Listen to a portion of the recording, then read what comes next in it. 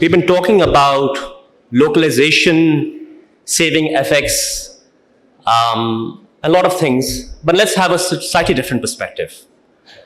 As you know, the LNG segment was one of the conversations that we had at the energy forum discussion at the OICCI to really understand what is the role that LNG can play in help solving Pakistan's problems, gas problems. So let's start with something. I'm going to flash a slide that was similar to what Dr. Zaidi flashed in his presentation. Thank you. So let's take stock of where we are. And if you're with me, our current requirement of gas in the country is about 4.4 BCF. This is per the OGRA report that they issued.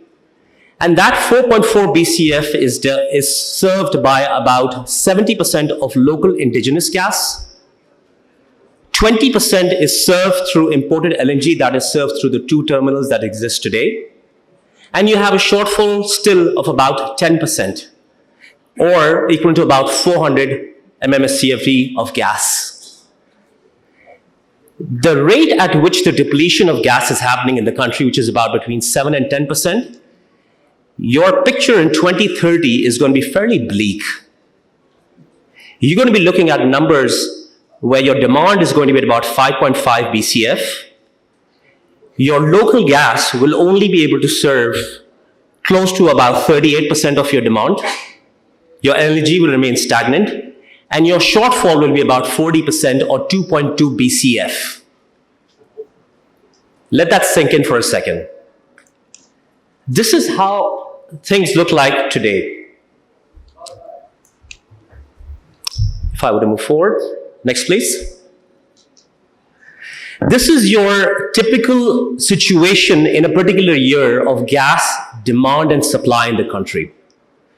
If you look on a month-by-month basis, we have to understand the fact that now a gas shortage in the country is persistent mostly through the year. It's not a winter phenomena, it's not a summer phenomena. Now, one can argue that right now, given where we are with the power demand slipping and the country going through its own economic challenges, you don't need that much gas for power generation. But assume, and let's all hope, that we get out of this slump, and you will require that demand. Now imagine, I purposefully did not do this graph for 2030, what that gap looks like on a consistent basis. Now the outcome is very simple. We should have indigenous gas. But what does that situation look like? Most of the gas finds that have happened between 1950 and 1960, where we actually discovered close to, if I'm not mistaken, 30 TCF at the time in those 10 years. That was followed the next 40 years by about find of close to 22 TCF between 1970 and 2000. And then in the last 23 years, we've just had about 10 TCF of finds in the country which are pipeline quality gas and where finds are over 1 TCF.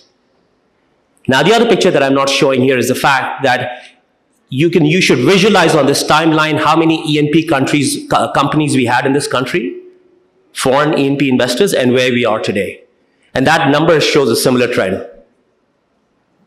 So what do we do? Next, please. Well, let me stop here. Please go back for a second. So this is a chart which I don't know if we saw this coming. Our gas circular debt in 2014 was about 500 billion. It now is touching 3 trillion.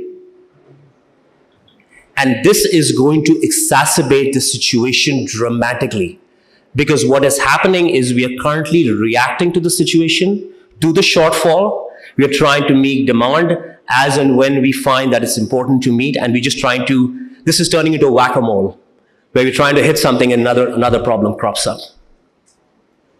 Next, please. So what are our key challenges? Number one, you're going to have a supply-demand gap of 2.2 BCF in 2030, and believe me, that's not very far. Number two, We've had no major gas discovery since 2000. And what Minister Musa Malik said, I hope those plans come through. But this is the state of affairs today. Our gas circular debt is increasing dramatically, and also our pipeline capacity is starting to choke for any new gas that's coming on board.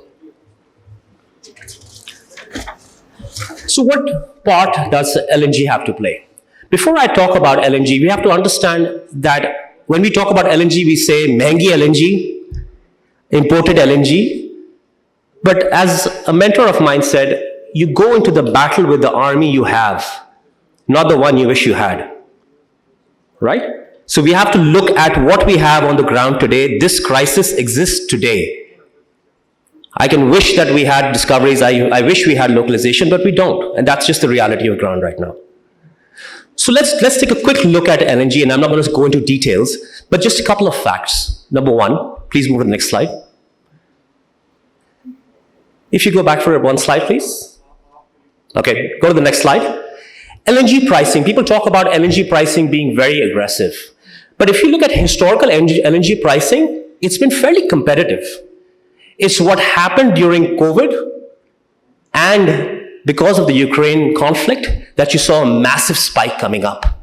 And that really put us in a siege mentality as far as LNG was concerned. What you're expecting to see right now, and these are not my numbers, these are numbers given by S&P Global, projections of where LNG gas is going to be, they're going to be fairly competitive where they're going to land in the future. What gives me comfort is the fact, if you move to the next slide, both Qatar and US have announced massive expansions, where Qatar plans to get to about 128 million tons per annum, and the US plans to get to about 180 million tons per annum. That obviously will have played into the demand supply of global LNG, and that should make it a competitive molecule.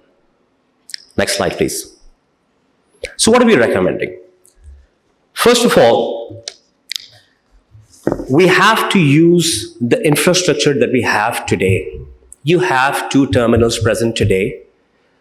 Look to utilize them, look to expand them. Those are low-hanging fruits, which the graph that you saw month-to-month changes address that and arrest that.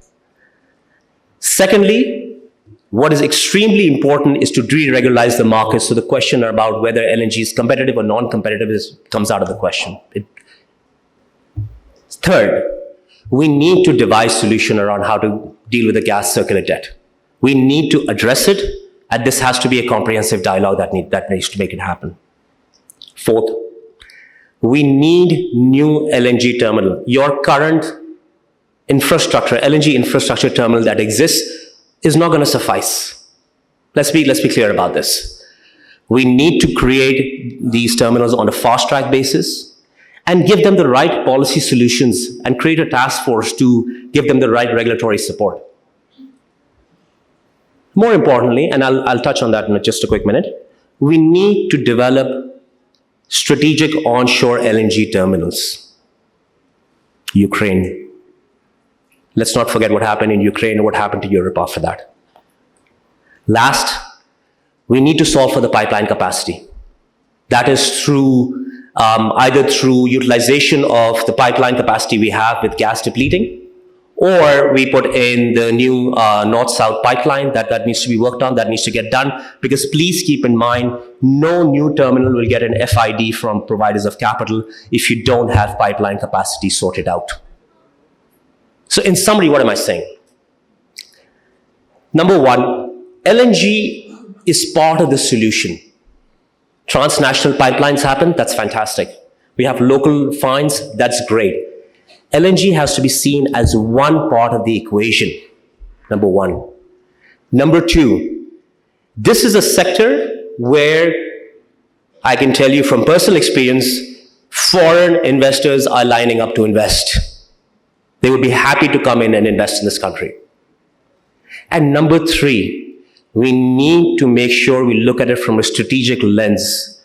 Please keep in mind that long-term, having onshore strategic terminals is going to be very critical. We are located in a very interesting geographical location.